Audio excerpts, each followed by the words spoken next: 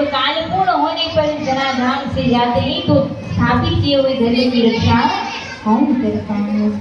इन किए हुए प्रश्नों का उत्तर देने से पूर्व सूत जी महाराज नेत्र बन करके दोनों हाथ जोड़ करके अपने आराध्य पूज्य सदगुरुदेव महाराज का वंदन कर उनका स्मरण करते हैं। और सूत जी महाराज अपने आचार्य अपने सदगुरुदेव श्री सुखदेव जी महाराज का स्मरण यहाँ कर रहे हैं। कौन है सुखदेव जी महाराज? ये वह सुखदेव जी महाराज हैं जो कौपिक धारण कर जन्म लेते ही वन में चले गए थे तपस्या करने को। और जब वन से आते हैं तब जिस गृहस्थी के यहाँ दान लेने भिक्षा के लिए जाते हैं, जिस गृहस्थी के यहाँ मान लीजिए भिक्षा की याचना करने के लिए परम विदुषी सुखदेव जी महाराज जाते हैं तो वो धूली बेला से अधिक किसी द्वार पर नहीं रुकते, 6 मिनट से अधिक किसी द्वार पर वे डेरा नहीं डालते, रुकते नहीं, भिक्षा नहीं देते। ऐसे परम विद्वान सुखदेव जी महाराज का स्मरण कर रहे हैं सूत जी भगवान और उनके चरणों में प्रणाम कर रहे हैं। कहने का तात्पर्य वो ध्यान से सुनिए। यहाँ इस प्रसंग में मुख्य रूप से गुरु महिमा को बताया गया है। सूत जी महाराज जैसे परम विद्वान परम विदुषी 81,000 सोनकांतिक ऋषियों को नैमिषारण्य तीर्थ क्षेत्र में कथा सुना रहे हैं, व्यास गादी पर आरूढ़ है, बैठे हुए हैं, फिर भी अपने गुरु का स्मरण कर प्रथम उनके चरणों में वंदन प्रणाम करते हैं, फिर किए हुए प्रश्नों का उत्तर देते हैं। कारण क्योंकि जो जीवन में गुरु होते हैं ना तो गुरु की आज्ञा से, बड़ों की आज्ञा से, बड़ों के द्वारा विचार विमर्श करने के बाद अगर कोई काम किया जाता है तो उस कार्य में जो त्रुटि होनी है, जो गलती होनी है, जिससे हमें आगे चल कर के कष्ट संकट आएगा, उस संकट में कष्ट नहीं आता है। क्योंकि बड़ों की आज्ञा से, बड़ों के विचार विमर्श के द्वारा अगर कोई काम किया जाता है तो अनुभवी बड़े आपको उस मार्ग में आने वाले दोष को करने से रोक लेते हैं। इसलिए सूत जी महाराज अपने गुरु के चरणों में वंदन प्रणाम करते हैं। तो जीवन में गुरु का होना परम आवश्यक है, गुरु मंत्र का होना परम आवश्यक है। देवश्री नारद जी के द्वारा, अच्छा बहुत ध्यान से सुनिएगा, अच्छा दादा सुन रहे हो कि आपस में बातचीत करनी है। बोले वक्त विष्णु भगवान की जय। तो आप सभी ध्यान से कथा स्थल की मर्यादा को बनाते हुए मौन होकर के एकाग्रचित होकर के हरि कथा को श्रवण करें। तो बहुत ध्यान से सुनिएगा।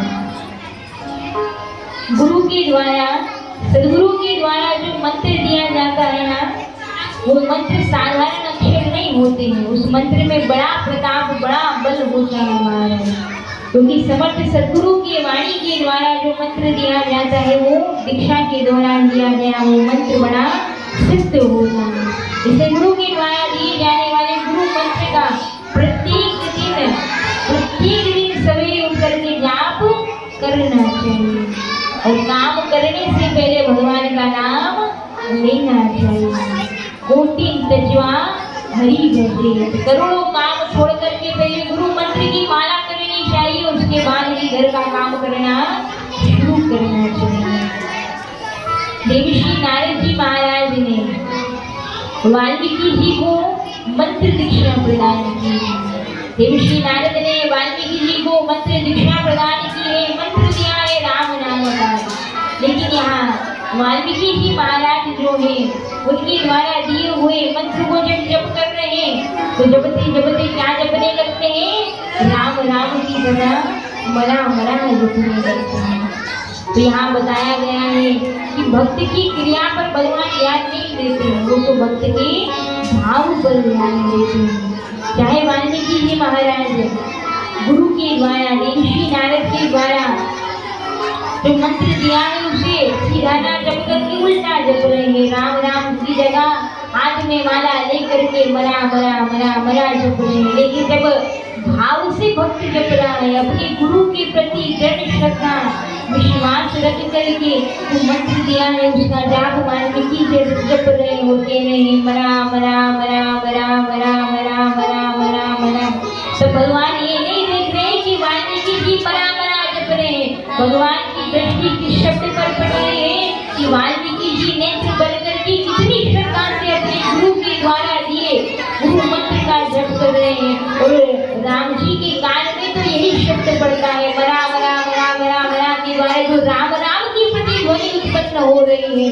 उस राम नाम की ध्वनि को सुन करके वाल्मीकि जी के द्वारा उस राम नाम की जप को सुन करके भगवान प्रसन्न होते हैं, उन पर विशेष अनुग्रह कृपा करते हैं। तो इसी प्रकार हमारे द्वारा भी गुरु के द्वारा दिए प्रदत्त गुरु मंत्र को साधारण समझना कभी नहीं चाहिए। उस मंत्र का जाप पूर्ण श्रद्धा विश्वास के साथ में नित्य निरंतर प्रत्येक दिवस करना ही करना चाहिए। इसलिए कहा जाता है किसी भी कार्य को गुरु चरणों में अर्चन मंगल करके प्रारंभ करना चाहिए। गुरुदेव से प्रार्थना करनी चाहिए। क्या कहना चाहिए? गुरुदेव दया करके मुझको अपना लेना,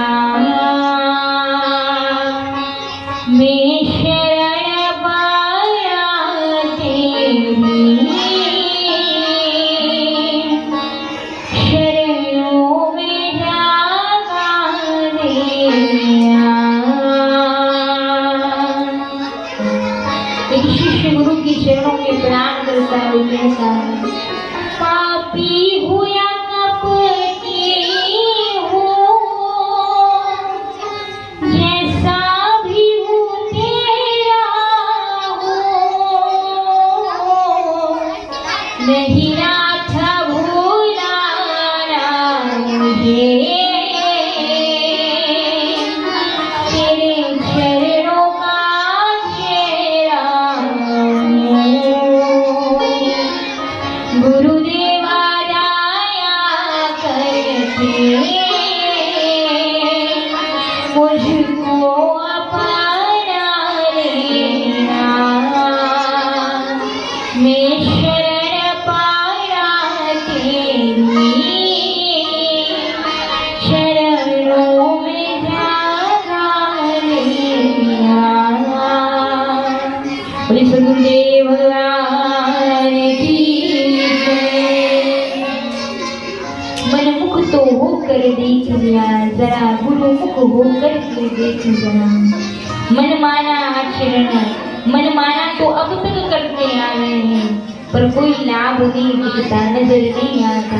तो क्यों ना मन माना छोड़ करके गुरु मुख हुए आ जाए। जो गुरु कहते हैं, गुरु की आज्ञा का पालन करते हुए गुरु की आज्ञा में जीवन को जिया जाए, फिर देखिए जीवन क्या मोड़ लेता है। जीवन में वो सब संभव काम संभव होने लगते हैं गुरु कृपा से, जो आपकी कल्पना से परे का विषय है। गुरु भक्तेश्वर भगवान की जय।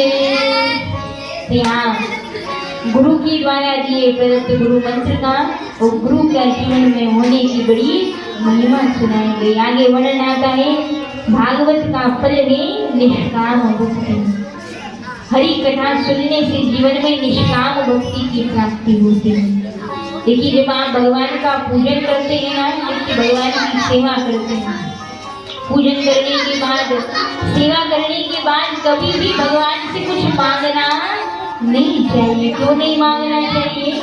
क्योंकि जो भक्त भगवान की सेवा कर कर पूजन कर कर बदले में भगवान से कुछ मांग लेता है ना, तो उसी समय भक्ति की वो धारा अवरुद्ध हो जाती है, भक्ति की वो धारा टूट जाती है। भक्त और भगवान के संबंध वहाँ पर टूट जाता है। जब भक्त और भगवान के बीच में मांग आ जाती है, इच्छा जन्म लेती है। इसलिए श्रीमद् भागवत कथा सुनने का प्रतिफल यही है कि भक्त के हृदय में, श्रोता के हृदय में निष्काम भक्ति जन्म लेती है। अर्थात एक सच्चा भक्त वैष्णव भगवान का भजन करता है, नित्य ठाकुर जी को स्नान कराता है, वस्त्र पहनाता, चित्र की सेवा देता, श्रृंगार करता है, सुंदर ठाकुर जी को भोग लगाता है, सुंदर पुष्पों की माला बदलाता है, फिर भी बदले में भगवान से कुछ मांगता नहीं है। अगर मांगता ही है तो केवल यही मांगता है कि हे प्रभु आपकी श्यामली सेवा में नित्य इसी प्रकार करता है। तो जब निष्काम भक्त होता है ना, जो मन लगाकर नित्य बने ठाकुर जी की सेवा तो करता है, लेकिन सेवा के बदले जब कोई मांग नहीं देती है ना, तो भगवान भी भक्त के ऋणी बन जाते हैं। भगवान के सिर पर भी भक्त का कर्जा चढ़ जाता है। तो कभी भगवान को बनाना है, भगवान से कुछ मांगिए मत, भगवान को अपना ऋणी बना लीजिए। इतनी सेवा उपासना कीजिए और बदले में मांग कुछ भी मत रखिए, तो भगवान आपकी ऋणी बन जाएंगे। व्यवहार पक्ष में भी आपने देखा होगा, अगर दो दोस्त आपस में उनकी घनिष्ठ मित्रता है, बड़ी अच्छी मित्रता है, लेकिन अगर एक दोस्त अपने दूसरे दोस्त से कुछ मांग करता है, कुछ मांग लेता है, तो जब दो दोस्तों के बीच में धन का आदान प्रदान होने लगता है, जब धन की मांग इच्छा होने लगती है, तो वो दो दोस्तों की दोस्ती में संबंध में खटास आ जाती है। जितना प्रेम था वो प्रेम धीरे धीरे कम होने लगता है। तो जरा कल्पना कीजिए, साधारण सी सांसारिक व्यवहार में भी जब मांग आ जाती है, बीच में इच्छा आ जाती है, तो वो भी संबंध जो है खटास लाने लगता है। वो संबंध भी फिर वैसा नहीं रहता जैसे पहले था, उसके भी स्वरूप में परिवर्तन होने लगता है। तो फिर जब भगवान की सेवा करते हो, पूजन करते हो, उस समय अगर मांग की है तो भक्ति की धारा भी अमृत हो जाती है। इसलिए भगवान से निष्काम सेवा की आप प्रधानता भागवत में बताई है। एक प्रसंग आपको सुनाते, बहुत ध्यान से सुनिएगा। अच्छा, जो बच्चे कथा सुन रहे हैं वो यहाँ बैठकर शांति से कथा सुनिए, और अगर आपको कथा नहीं सुननी है तो जो मन लगा करके सुन रहे हैं उनको कथा सुनेंगे। तो जो बच्चों का मन नहीं लग रहा है तो बातचीत ना करनी है, आपको पीछे जा करके बैठ करके आप बातचीत कर सकते हैं, पर कथा में भी उत्पन्न करना नहीं चाहिए। बोले भक्तवत्सल भगवान की एकांकित होकर की कथा सुनेंगे, कोई भी बच्चे शोर नहीं करेंगे, तो शांति से हरी कथा को सुनेंगे। बोले भक्तवत्सल भगवान की महाराज की। तो यहाँ सुंदर वर्णन आता है, जब राम लला सियाजू और लक्ष्मण भैया वनवास का 14 वर्ष की अवधि को पूर्ण करके जब पुनः राज दरबार में अयोध्यापुरी में पधारते हैं, तो जब 14 वर्ष का वनवास काल व्यतीत होता, राम जी का राज्याभिषेक किया जाता है। राजसिंहासन पर सियाजू जानकी मैया को और रघुनाथ को आरूढ़ किया जाता है। विराजमान होकर के जब राजा निराले रामचंद्र भगवान सबको बधाइयाँ लुटा रहे हैं, सब वानरों को कुछ ना कुछ भेंट स्वरूप भेंट सामग्री प्रदान कर रहे हैं। क्यों? क्योंकि जो 14 वर्ष की अवधि थी जब जानकी मैया को राम जो है लंकापति रावण की कैद से मुक्त कर लाना था, तो उस समय वहाँ पर उस समय जो है वानरों की परम सेवा परम सहायता भगवान राम जी को प्राप्त हुई थे। राम जी आज अयोध्यापुरी में सिंहासन पर आरूढ़ होकर के प्रत्येक वानर को कुछ ना कुछ जो है भेंट सामग्री प्रदान कर रहे हैं, सबको कुछ ना कुछ दे रहे हैं। बगल में बैठी हुई जानकी मैया सीता मैया मन में विचार करती है कि सबको भगवान प्रभु कुछ ना कुछ दे रहे हैं, लेकिन अब तक हनुमान जी का नाम एक बार भी मुख पर नहीं आया है। राम जी को एक बार भी रघुनाथ ये नहीं कह रहे हैं कि भाई अनन्य प्रिय भक्त हनुमान तुम्हारे बिना ये काम संभव ही नहीं था। अगर तुम समुद्र लांघ करके सियाजू का पता नहीं लगाते, सीता जी का पता नहीं लगाते कि वो अशोक वाटिका में है, तो भला हम कैसे जान पाते, कैसे सियाजू को बंधन से मुक्त करके लेकर आ पाते। पर एक बार भी राम जी सब वानरों को पंक्ति रूप से कुछ ना कुछ दे रहे हैं, पर हनुमान जी को अभी तक आवाज नहीं लगाई है, हनुमान जी को अभी तक नहीं पुकारा। तो जानकी मैया मन में विचार करती है कि रघुनाथ सबको कुछ ना कुछ दे रहे हैं, हनुमान को क्यों नहीं पुकारते, हनुमान को क्यों कुछ नहीं देते। तब सियाजू रघुनाथ जी से कहती है, प्रभु मैं कब से प्रतीक्षा करती हूँ, मन में विचार करती हूँ कि अब आप हनुमान का नाम लेंगे, अब आप हनुमान को पुकारेंगे, पर आप हनुमान को क्यों नहीं बुला रहे हैं प्रभु, वो तो आप अनन्य प्रिय सेवक हैं। तब रघुनाथ सियाजू के पूछने पर मुस्कुराते हुए कहते हैं, हे जानकी जी, मैं हनुमान को नहीं पुकार रहा, कारण केवल इतना है कि हनुमान ने जो सेवा की है ना, उस सेवा के बदले में मेरे पास कोई साधन, कोई रत्न ऐसा है ही नहीं जो मैं हनुमान को प्रदान कर सकूं। मेरे पास ऐसा कोई साधन नहीं है, कोई ऐसा उपहार नहीं है जिससे मैं हनुमान के कर्ज को, हनुमान के ऋण को अपने सिर से उतार सकूं।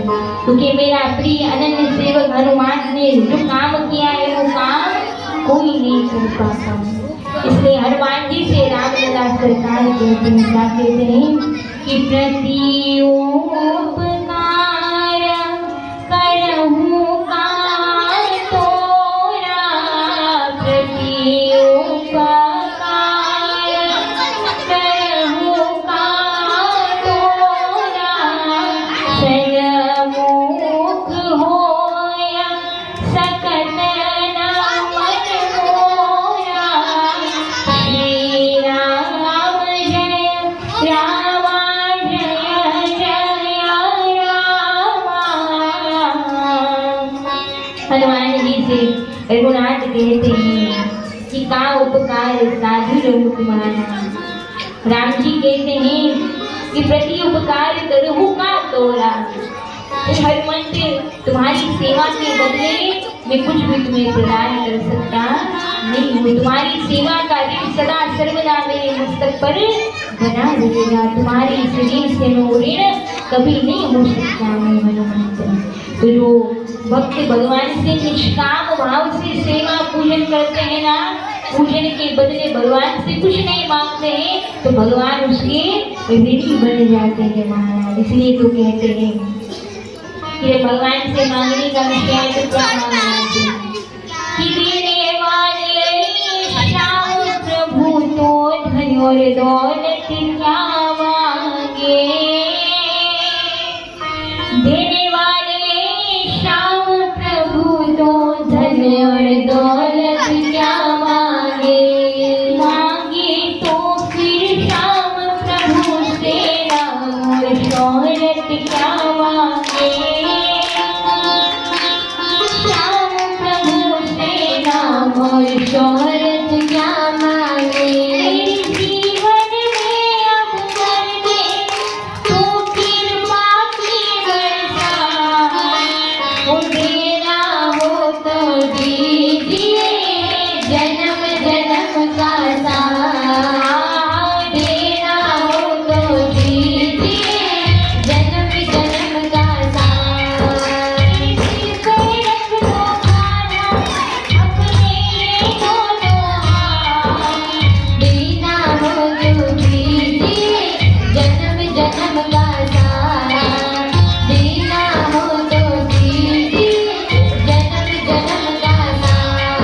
वो अब तो कृपा कर दीजिए जन्म जन्म का साथ, अब तो कृपा कर दीजिए जन्म जन्म का साथ, तेरा हो तो दीजिए जन्म जन्म का साथ।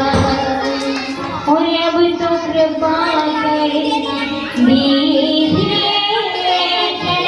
जन्म का साथ।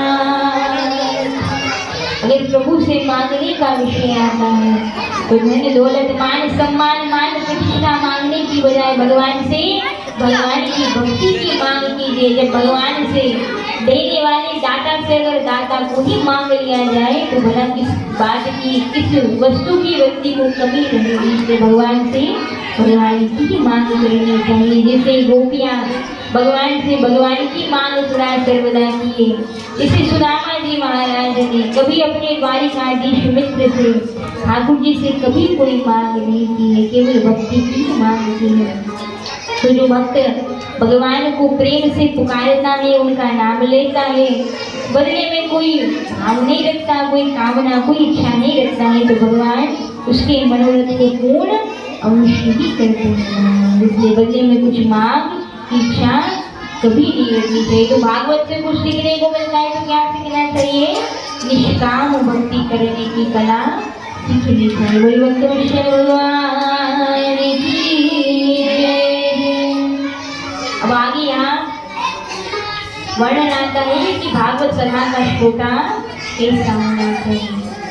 भागवत कथा का श्रोता जो होना चाहिए वो कैसा होना चाहिए? पूर्ण भाव के साथ में हरि कथा को श्रवण किया जाना चाहिए। 3 प्रकार के श्रोता होते हैं। एक होता है श्रोता जो कथा में आकर केवल श्रोता ही श्रोता है, जो सबसे मीठी नींद आती है कथा मंडप में आती है। तो पहला तो होता है श्रोता जो कथा में आकर केवल श्रोता ही श्रोता है, उसको कोई मतलब नहीं कथा में कौन सा प्रसंग चल रहा है। तो पहला है श्रोता। दूसरा होता है श्रोता जो आकर के कथा सुनता तो है पर कथा में क्या कमी है, माइक ठीक से नहीं चल रहा है, पंखों की हवा कम लग रही है, कूलर लगानी चाहिए थे, बैठक में डल्लते लगते बिछानी चाहिए, नीचे फर्श पर बैठने में आराम नहीं मिल रहा है, कुर्सी मेज की व्यवस्था थोड़ी ज्यादा करनी चाहिए थी, प्रसाद एक नहीं 4 प्रकार का वितरण करना चाहिए था। तो इस प्रकार जो कथा में कमी को ढूंढता है, दोष को ढूंढता है, वो होता है श्रोता जो कथा में प्रगति का कार्य करता है। और तीसरा होता है भगवान का भक्त परम श्रोता जो प्रेम से आकर के मन लगा करके हरि कथा को सुनता है। महाराज जो श्रोता तो हमने बहुत देखे, लेकिन यहाँ राजीव कालोनी जैसे शेरावाली माता मंदिर में बैठे आप जो श्रोता कथा सुन रहे हैं ना, ऐसा श्रोता हमने कहीं नहीं देखा। तो पंचकुला के आप सभी क्षेत्रवासी नगरवासी जो सुंदर प्रेम से कथा सुनते हैं ना, तो एक बार जोरदार तालियां आप सब अपने लिए बजाइए, क्योंकि ऐसा श्रोता को देख करके तो सुखदेव जी महाराज भी धन्य हो जाते हैं, सुख जी महाराज भी धन्य होते हैं और व्यास जी भी खूब कृपा की वृष्टि करते हैं। वास्तव में श्रोता अगर कैसा होना चाहिए तो श्रोता आप जैसा होना चाहिए जो मन लगाकर प्रेम से हरि कथा को सुनते हैं। अच्छा, एक बात सुनाते हैं आपको, बहुत ध्यान से सुनिए। एक बार एक महाराज जी एक गांव में कथा करने को आते हैं। तो जब राम कथा करने के लिए गांव में महाराज जी आते हैं, कथा बहुत अच्छी चलती है। पहले दिन की कथा होती है, अधिक संख्या में लोग आते हैं, दूसरे दिन की, तीसरे दिन की। अब जब यहाँ 2 दिन की कथा रामायण की राम कथा होती, श्री राम लेती है, तब सब श्रोता आकर कथा सुनते हैं। अब महाराज जी देखते हैं कि एक श्रोता रोज आगे बैठ करके कथा सुनता था, बड़ा मन लगा करके कथा सुनता था, टेका लेकर के आराम से नेत्र बंद करके कथा सुनता है। तब महाराज जी को लगता है ये व्यक्ति तो कितना तन्मय होकर के कथा सुनता है, नेत्र बंद करके खूब भाव से राम जी की कथा को सुनता है। तो जब राम कथा विश्राम होती है तो महाराज जी उस व्यक्ति को अपने निकट बुलाते हैं, बुला करके कहते हैं ये हरि भक्त वैष्णव, तुम्हारे जैसा श्रोता मैंने नहीं देखा, तुम नेत्र बंद करके प्रेम से नित्य राम कथा सुनते हो। तो अगर तुम्हारे मन में 9 दिन की राम कथा सुनने के बाद भी अगर कोई संदेह रह गया हो, कोई प्रश्न हो जो जानना हो, तो तुम मुझसे पूछ सकते हो, जिससे मैं तुम्हारे हृदय का जो भी संदेह है उसे दूर कर दूंगा। तब महाराज जी की ओर वो व्यक्ति टकटकी लगा करके देखता है, महाराज जी को देखता है, भाई इतने सब श्रोताओं में महाराज जी ने मुझ पर कृपा की है, मुझे बुलाया और मुझसे पूछे कि मेरे हृदय में क्या संदेह, क्या प्रश्न है। तो जब महाराज जी पूछ ही रहे हैं कि प्रश्न करो कि क्या पूछना है, तो मैं पूछने में क्यों देर लगाऊं, मैं भी पूछ लेता हूँ जो मेरे हृदय में संदेह है। तो वो व्यक्ति हाथ जोड़ता है, महाराज जी के सामने खड़े होकर पूछता है, महाराज जी आपने कथा बहुत अच्छी की, बड़ा आनंद आया मुझे राम कथा में, 2 दिन में नित्य बड़ा आनंद आया था, बड़ा बढ़िया बढ़िया प्रसाद पाने को मिला, पर मेरे मन में एक प्रश्न है, एक संदेह है। महाराज जी ने कहा हाँ मानो आओ, पूछो क्या संदेह है। तब वो हाथ जोड़कर पूछता, महाराज जी केवल एक बात बता दीजिए, ये बात अभी तक मेरी समझ में नहीं आ रही है कि वास्तव में राक्षस था कौन, राम राक्षस था या रावण राक्षस था। तब महाराज जी ने अपना सिर पकड़ा, हाथ जोड़े उस भक्त के और कहा हे महानुभाव, हे सज्जन, राक्षस ना तो राम था, राक्षस ना तो रावण था, राक्षस तो मैं यहाँ बैठा हूँ जो तुझ जैसे को कथा सुनाने को आ गया हूँ, सबसे बड़ा राक्षस तो मैं हूँ जो तेरे जैसे को राम कथा सुना रहा हूँ। महाराज हाथ जोड़ते और कहते हैं हे प्रभु, अब कभी यहाँ कथा सुनाने का अवसर मत कीजिएगा प्रभु। तो बोले भक्त वत्सल भगवान की जय। तो श्रोता कैसा होना चाहिए? श्रोता न तो सोने वाला होना चाहिए न श्रोता होना चाहिए। श्रोता मन लगाकर जो कान से करना सुनता है और कानों के माध्यम से हृदय में उतारना है, वही सच्चा श्रोता कहा जाता है। बोले श्रीमद् भागवत महापुराण की जय। इस प्रकार सुंदर हरि कथा का या श्रोताओं का इस प्रकार का स्वरूप होना चाहिए, इसका वर्णन किया जाता है। आगे वर्णन आता है, जब यहाँ सुंदर वर्णन किया गया है कि गोपाल कृष्ण कन्हैया लाल लीला स्वरूप लेकर के धाम पर आते हैं। लीला पूर्ण होने पर पुनः अपने गोलोक की ओर गमन करते हैं। लेकिन श्री हरि नारायण भगवान के विषय में भागवत में वर्णन आता है कि श्री हरि नारायण भगवान विष्णु भगवान सदा सर्वदा इस भूलोक पर रहकर आज भी कलयुग में तपस्या कर रहे हैं। जानना चाहते हैं नारायण भगवान कहाँ तपस्या कर रहे हैं, वो तपस्या कर रहे हैं। तो ये प्रसंग है जब शंकराचार्य जी महाराज तपस्या करने को एक वन्य क्षेत्र में जाते हैं। जो तपस्या करने को तपस्या में जाते हैं तो उनकी तप से प्रसन्न होकर श्री हरि नारायण भगवान जी आराध्य शंकराचार्य जी महाराज को दर्शन देते हैं। जब दर्शन दिया है तो हाथ जोड़कर के शंकराचार्य जी महाराज कहते हैं कि हे प्रभु, आपने मेरे तप करने पर मुझे तो दर्शन दे दिया प्रभु, लेकिन इस कलयुग में जन्म लेने वाला प्राणी मात्र आपका दर्शन प्राप्त कर सके, आपका उसे दर्शन सरलता से हो सके, तो इसके लिए आप कृपा कीजिए, आप इसी क्षेत्र में जो है निवास कीजिए। तब शंकराचार्य जी के द्वारा प्रार्थना करने पर नारायण भगवान कहते हैं कि आप बद्री नारायण क्षेत्र में जाइए। आप बद्री क्षेत्र में जाइए। बद्री विशाल क्षेत्र में एक नारद कुंड है। उस नारद कुंड में जाकर के शंकराचार्य जी महाराज आप स्नान कीजिए। स्नान करने के दौरान नारायण कुंड से आपको मेरा एक शिव विग्रह प्राप्त होगा। शिव विग्रह की आप स्थापना कीजिए, जिससे मैं सदा सर्वदा उस शिव विग्रह में प्रतिष्ठित होकर के इस कलयुग के लोगों के लिए यही इस बद्री विशाल क्षेत्र में बैठ करके सदा सर्वदा तप करता रहूंगा।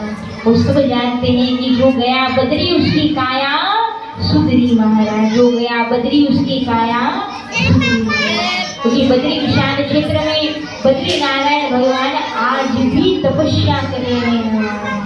इसलिए वहाँ के उपासकों पुजारियों से जब कोई दर्शनार्थी प्रश्न करता है कि भाई इतनी ठंड में, इतनी शीतकाल में भी आप नारायण भगवान को चंदन क्यों लगाते हैं उतना, तब वहाँ के पुजारी महंत बताते हैं कि यहाँ नारायण भगवान बद्री विशाल क्षेत्र में तप करने को बैठे, क्योंकि तप करने से बल की बढ़ोतरी होती है। तो तप करने के लिए बैठे, इसलिए नारायण भगवान का जो शरीर है, देह है, वो तप के कारण तपायमान हो जाता है। जब तपने लगता है तो उन्हें शीतलता प्राप्त हो, इसलिए हम उनके वक्षस्थल पर चंदन का लेपन करते हैं। बोले बद्री विशाल क्षेत्र की, बोले बद्री नारायण भगवान की।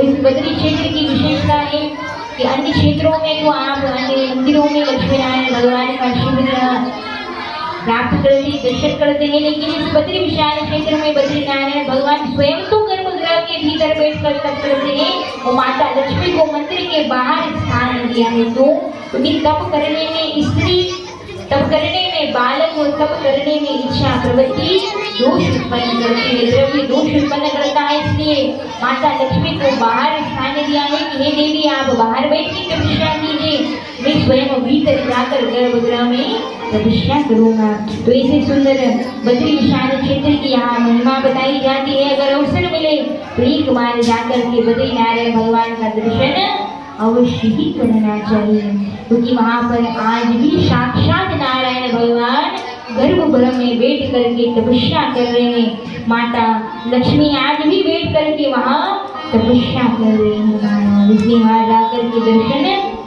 अवश्य प्राप्त करना चाहिए। आगे भगवान की 24 अवतारों का वर्णन आता है। सुंदर सुंदर अवतारों की 24 अवतारों की यहाँ प्रसंग आता है। आगे वर्णन आता है षष्ठी लीला का। जब यहाँ सुंदर वर्णन आता है कि भगवान इस षष्ठी लीला का यहाँ पर वर्णन किया है, तो आइए उस हरि कथा में जहाँ सुंदर भगवान ब्रह्मा जी के द्वारा मनुष्यद्रुमा जी का प्रादुर्भाव होता है। मनुष्यद्रुमा जी का प्रादुर्भाव होता है, जिनसे 5 संतानों का जन्म हुआ है, 3 कन्याओं 2 पुत्रों का जन्म हुआ है। 2 पुत्र तानपाद और प्रियव्रत जी महाराज, 3 कन्याएं देवहूति, आकुति और प्रसूति माता होती है। देवहूति जी का विवाह कर्दम ऋषि के साथ में सुसंपन्न होता है। माता आकुति जी का विवाह ऋषि प्रजापति के साथ में होता है और माता प्रसूति का विवाह दक्ष प्रजापति के साथ में संपन्न होता है। उस समय आने पर दक्ष प्रजापति के यहाँ 9 कन्याओं का जन्म होता है और यहाँ 9वीं कन्या के रूप में माता सती, आदि शक्ति, भवानी, गौरा, जगदम्बे मैया स्वयं ही दक्ष प्रजापति के यहाँ कन्या के रूप में जन्म लेकर के आती है। और यहाँ दक्ष प्रजापति के यहाँ आह्लादिनी शक्ति जगदम्बा माता, सती माता के रूप में जन्म लेकर के आई है। बोली सती माता की मैया जन्म लेकर के आई है। और जब विवाह का प्रसंग आता है, जैसे जैसे माता सती दक्ष प्रजापति के यहाँ पिता गृह में वृद्धि को प्राप्त होने लगती है, तब अन्य जो बहनें हैं दक्ष प्रजापति की, अन्य जो कन्याएं हैं उनका विवाह तो दक्ष प्रजापति ने चंद्र देवता के साथ में संपन्न किया है और चंद्र देवता के साथ में उनका विवाह संपन्न होता। अब माता सती के विवाह की चिंता दक्ष प्रजापति के हृदय में सदैव व्याप्त रहती है। इस हेतु दक्ष प्रजापति के मन में यह विचार आता है कि अगर हमारी पुत्री का विवाह किसी सुंदर से देव के साथ में जो बल संपदा से सुसज्जित हो, ऐसे सुंदर वर के साथ हम अपनी कन्या सती का वरण करेंगे। तब यहाँ दक्ष प्रजापति इस बात से पुनः अनिभिज्ञ है कि माता सती तो पहले ही भोलेनाथ शिव शंकर को मन ही मन में अपने जो है पति के रूप में उनका वरण कर चुकी है और माता सती मन ही मन में भोलेनाथ की सुंदर झांकी का दर्शन करती है। जब पिता के द्वारा राज दरबार में सुंदर श्री हरि नारायण भगवान का, क्योंकि दक्ष प्रजापति नारायण भगवान का उपासक था, तो जब शिल्पकारों को आदेश दिया है, दूर दूर से शिल्पकार आते हैं दक्ष प्रजापति के भव्य मंदिर में नारायण भगवान की प्रतिमा को स्थापित करने के लिए। शिल्पकारों के द्वारा एक भव्य सुंदर शेष शैया पर पड़े हुए लक्ष्मीपति वैकुंठाधिपति श्री हरि नारायण भगवान के श्री विग्रह का निर्माण किया जाता है। जब सब शिल्पकार मिलकर के नारायण भगवान का शिव विग्रह बना रहे होते हैं, तब माता सती उन शिल्पकारों के पास में आती है और पूछती है कि हे सज्जनों, इस मूर्ति के निर्माण में, शिव विग्रह के निर्माण में अगर आपको कोई त्रुटि, आपको कोई समस्या होती हो तो आप हमें बताइए। अगर किसी वस्तु की आवश्यकता पड़ती हो तो आप हमें आज्ञा दीजिए। तब शिल्पकार माता सती को धीमी आवाज में, दक्ष प्रजापति ना सुन ले इस आवाज में, मंत्र स्वर में एक बात कहते हैं और कहते हैं, शिल्पकार माता सती को समझाते हैं, पुत्री अगर आप प्रेम से पूछती है तो हम आपको बताए देते हैं कि दक्ष प्रजापति का आदेश है कि उनके मंदिर में केवल नारायण भगवान के शिव विग्रह को रखा जाए। लेकिन हे दक्ष कुमारी, हे माता सती, हम आपको ये बताना चाहते हैं कि जिस मंदिर में भोलेनाथ शिव शंकर का शिव विग्रह नहीं होता वो मंदिर अधूरा माना जाता है, वो पूजा अधूरी मानी जाती है। जिस पूजा में आदिदेव महादेव का आवाहन नहीं किया जाता, उन्हें आसन नहीं दिया जाता, उनका नामोच्चारण नहीं किया जाता। और दक्ष प्रजापति तो भोलेनाथ शिव शंकर को अपना शत्रु मानते हैं, उन्हें बिल्कुल भी प्रिय नहीं है भोलेनाथ का वो बागंबरधारी स्वरूप, भस्मधारी स्वरूप। इसलिए भोलेनाथ को कहीं स्थान नहीं दिया उसके विग्रह में। तब शिल्पकारों ने सती कुमारी से कहा, दक्ष कुमारी माता सती से कहा, माता सती की आज्ञा देने पर एक छोटा सा शिवलिंग ला करके, यहाँ नारायण भगवान का हस्त कमल है, उस हस्त कमल के नीचे एक छोटा सा शिवलिंग गुप्त रूप से शिल्पकार स्थापित कर देते हैं। ऐसे ही मूर्ति की प्राण प्रतिष्ठा की जाती है, पट खोले जाते हैं और राजा दक्ष की जो है नजर उस शिवलिंग पर पड़ती है। दक्ष प्रजापति बड़ा क्रोध करने लगता है। तब माता सती आकर खूब समझ आती है, दक्ष प्रजापति नहीं मानता है। तब माता सती दोनों हाथ जोड़कर भोलेनाथ से प्रार्थना करती है, हे भोलेनाथ, हे शिव शंकर आदि शंभो, हे प्रभु, मैंने सुना है आप करुणावश्य भक्त विषय, तो कृपा करके आप यहाँ पधारे और मेरे पिता को अपने साक्षी रूप से यहाँ उपस्थित होने का प्रमाण आप दें। यहाँ सती माता कहती है भोलेनाथ शिव शंकर के सुंदर स्वरूप का गुणगान गाती और कहती है भोलेनाथ कैसे हैं भोले तेरी जटा से भोले तेरी जटा से निकली है गंगाधारा काली जटा के अंदर दिव्या मेरी उजाला भोले तेरी जटा से निकली है गंगाधारा। भजन हम भी आगे गाएंगे पर पहले ये सुन लीजिए कि भोलेनाथ का स्वरूप कैसा है। आदि शक्ति जगदम्बे मैया कैसे आवाहन कर रही है भोलेनाथ का। भोला मैया कहती है भोलेनाथ को आवाहन करती है भोलेनाथ का आवाहन करके कहती है कि गले मुंडे वाले साथे शशिभाल पे विराजे गले मुंडे वाले साथे शशिभाल पे विराजे ओ गले मुंडे वाले साथे शशिभाल पे विराजे गले मुंडे माल साजे शशिभाल में विराजे और डमरू निनाद बाजे डमरू निनाद बाजे डम डम डम भोला बाबा भोले तेरी जटा में बहती है गंगाधारा शंकर तेरी जटा में बहती है गंगाधारा। आगे गोरा मिया वर्णन करती और कहती कैसा स्वरूप है मृग चर्म वसन धारी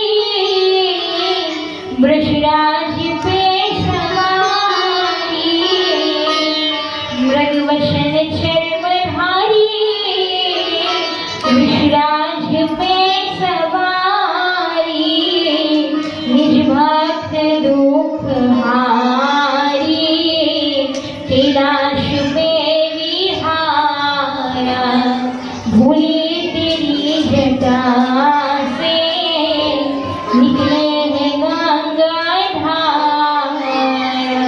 बोले आदिदेव महादेव शिव शंकर भोलेनाथ की भाई हम सब भी उन भोलेनाथ शिव शंकर का आवाहन करते हैं। सभी देवतागण जाते हैं माता सती की पुकार के लाधिपति महाकाल भोलेनाथ तक पहुंचाते और कहते हैं तीन लोक तापन तरण शंकर गए कैलाश तीन लोक तापन तरण शंकर गए कैलाश अखंड तपस्या धारण की बोले मिलकर जय जयकार शिव समान दाता नहीं विपद निहारण हार अब लज्जा मेरी राखियो हे नंदी के सवार। बोले महादेव शिव शंकर भोलेनाथ की विश्वनाथ की नगरिया बड़ी प्यारी लागे बड़ी प्यारी लागे मने मीठो मीठो गंगा जीरो पानी लागे भोलेनाथ की नगरिया बड़ी प्यारी लागे बड़ी प्यारी लागे मने मीठो मीठो गंगा जीरो पानी लागे ओ भोलेनाथ की नगरिया बड़ी प्यारी लागे बड़ी प्यारी लागे मने मीठो मीठो गंगा जीरो पानी लागे मने मीठो मीठो गंगा जीरो पानी लागे ओ बाबा बम लहरी बम बम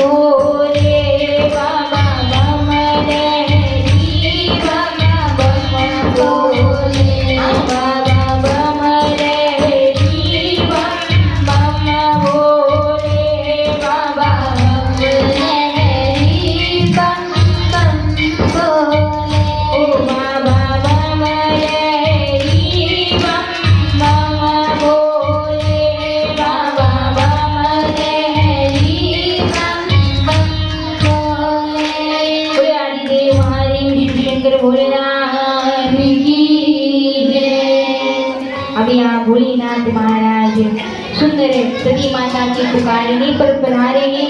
माता सती मैया भी सुंदर स्वरूप दिया है, धारण किया है। और आइए समय आ चुका है भोलेनाथ महादेव और माता सती के विवाह का। अब जब तक दूल्हा दुल्हन भोलेनाथ भगवान माता सती यहाँ पधारते हैं, तब तक आइए सुंदर से भजन के द्वारा मीठी मीठी तालियों की सेवा देते हुए पहले घराती और बराती लोग तैयार हो जाए, तभी तो हमारे भोले बाबा बुलाने पधारेंगे।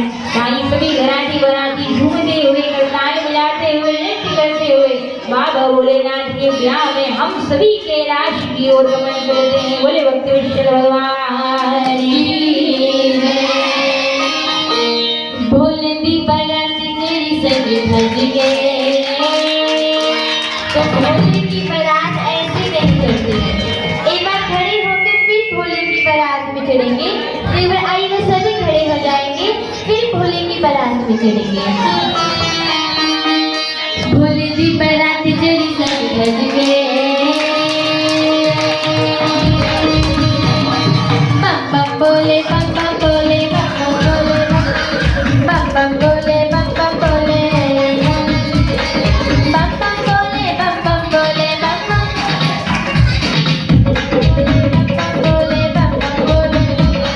भोले की बारात चढ़ी सज धज के, भोले की बारात चढ़ी सज धज के, सारे अरे भक्त रज रज के। भोले की बारात चढ़ी सज धज के, सारे अरे भक्त रज रज के। वो सारे ने वो सारे ने वो सारे भक्त प्यारे ने, सारे ने वो सारे ने वो सारे भक्त प्यारे ने। भोले की बारात चढ़ी सज धज के, भोले की बारात चढ़ी सज धज के, सारे अरे भक्त रज बम बम बोले बम बम बोले बम बम बोले बम बम बोले।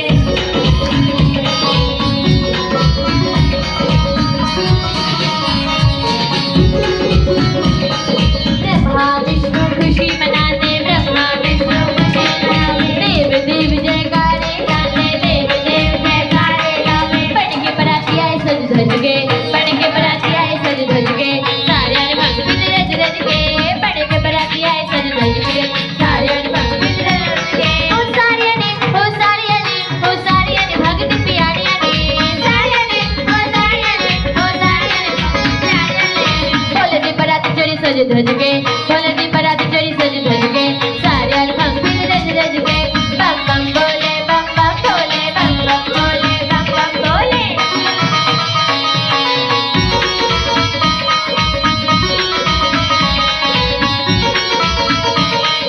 बोले बकरा रूप बनाया, बोले बकरा रूप बनाया, गौरा मैया नल ब्याहर जाया, गौरा मैया नल ब्याहर जाया। देखने जो आए सारे सज धज के, देखने जो आए सारे सज धज के, सारे अरे भक्त रज रज के। देखने जो आए सारे सज धज के, सारे अरे भक्त रज रज के। ओ सारे ने ओ सारे ने ओ सारे भक्त प्यारे ने, सारे ने ओ सारे ने ओ सारे भक्त प्यारे ने। भोले की बारात चढ़ी सज धज के, भोले की बारात चढ़ी सज धज के, सारे अरे भक्त रज रज के।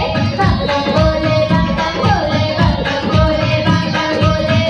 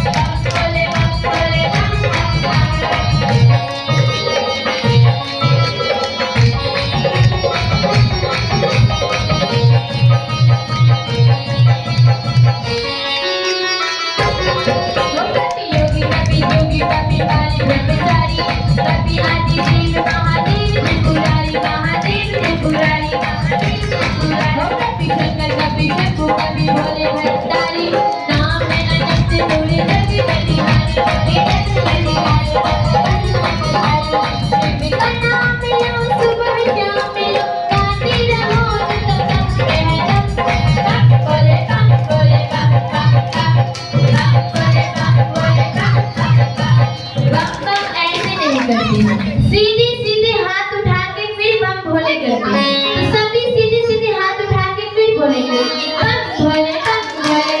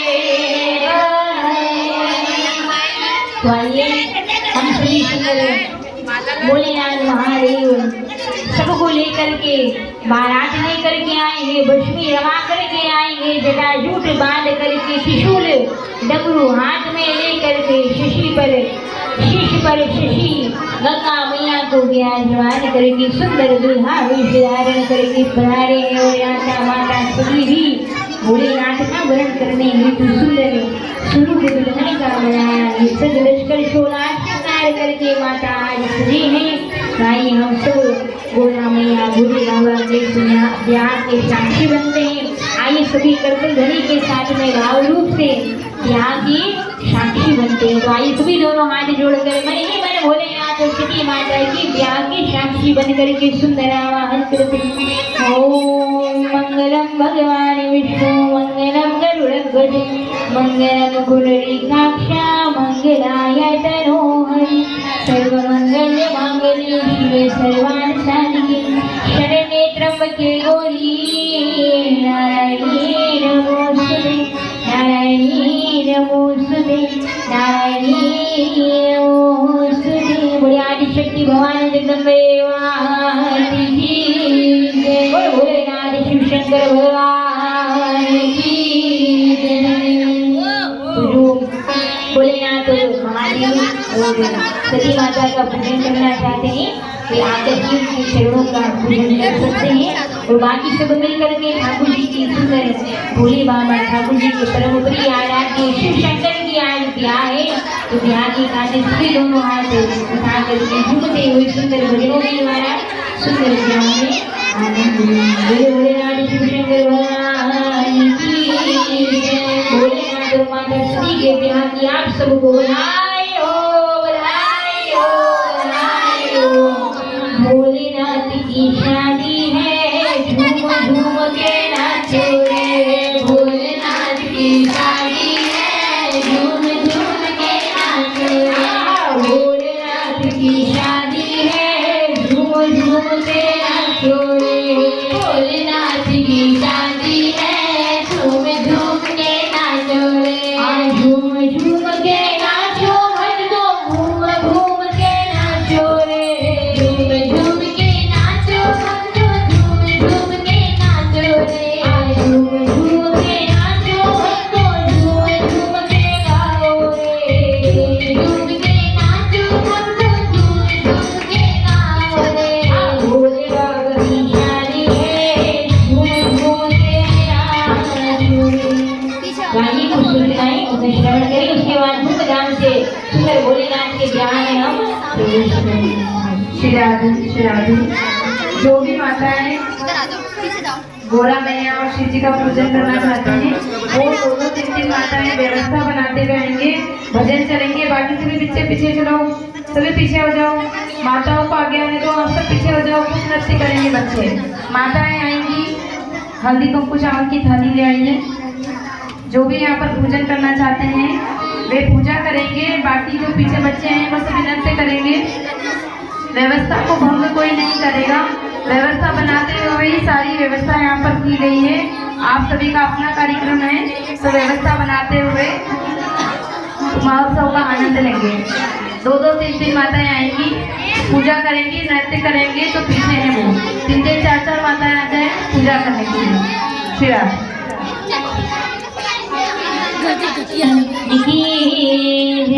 आई सभी झूमते हुए भोलेनाथ के ब्याह में घराती और बराती बनकर पहचान कौन कौन घराती है और कौन कौन बराती है। तो अपने आप को घराती बराती भोलेनाथ समान कर वो आएंगे दोनों हाथ एक साथ बनी के साथ टांगे बजाते हुए भजनों का आनंद लेंगे। बोली बाले जी महाराज की मेरी लगी शाम संग प्रीति दुनिया क्या जाने। मेरी लगी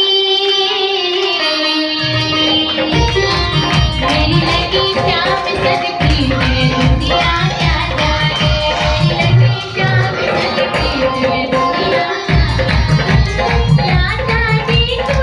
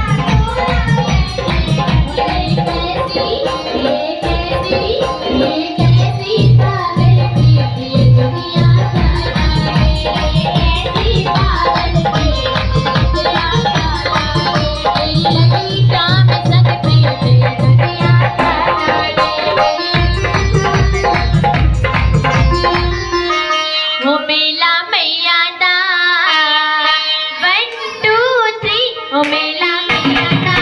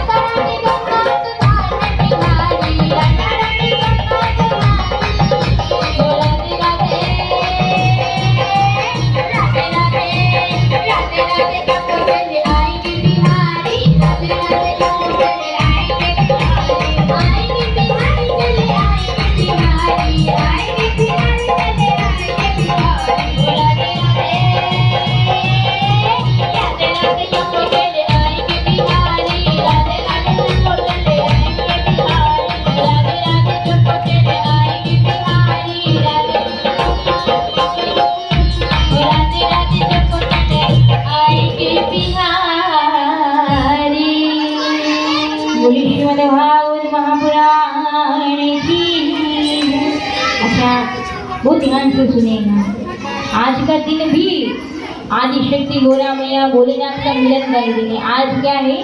सोमवार का दिन है। सोमवार का दिन मतलब भोलेनाथ की आराधना का दिन। और तिथि कौन सी है? अष्टमी तिथि है। अष्टमी तिथि पर गोरा मैया की आराधना की जाती है। फिर तो सोमवार का दिन है, ऊपर से अष्टमी तिथि है, मतलब गोरा मैया और महादेव के मिलन का संदेश देने वाले इस दिवस पर यहाँ सुंदर भागवत कथा में आदि शक्ति गोरा मैया और भोलेनाथ का विवाह संपन्न हुआ। तो इस शुभ तिथि के जो जो साक्षी बने, भोलेनाथ गोरा मैया के जो जो साक्षी बने, उनके भी दाम्पत्य जीवन में सदा सर्वदा प्रेम आनंद बना रहे, ऐसी हमारी भागवत मैया से मनोकामना। बोले भक्त भगवान की जय। बोले आदि माता की जय, शेरा वाली माता की जय। तो आइए हम सभी भगवान नारायण का नाम संकीर्तन करें 2 मिनट और आज की कथा की आरती करेंगे। तो आइए सभी नारायण भगवान के नाम का संकीर्तन करेंगे। श्रीमन नारायण नारायण नारायण,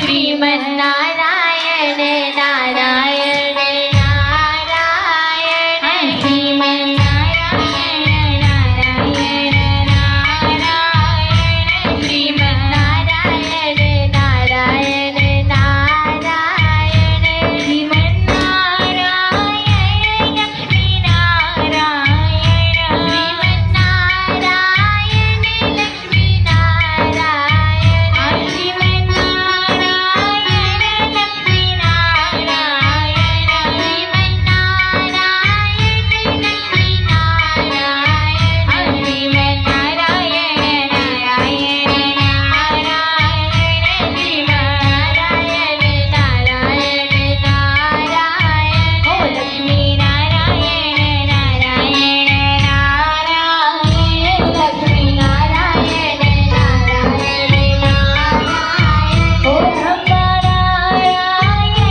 विष्णु नारायण, ब्रह्मा नारायण विष्णु नारायण, ओ शंकर नारायण नारायण नारायण, शंकर नारायण नारायण नारायण, वीर नारायण नारायण नारायण।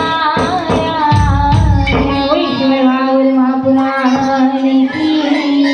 आई सभी भागवत में की आरती में सम्मिलित होंगे। सभी प्रेम से भागवत में की आरती करें।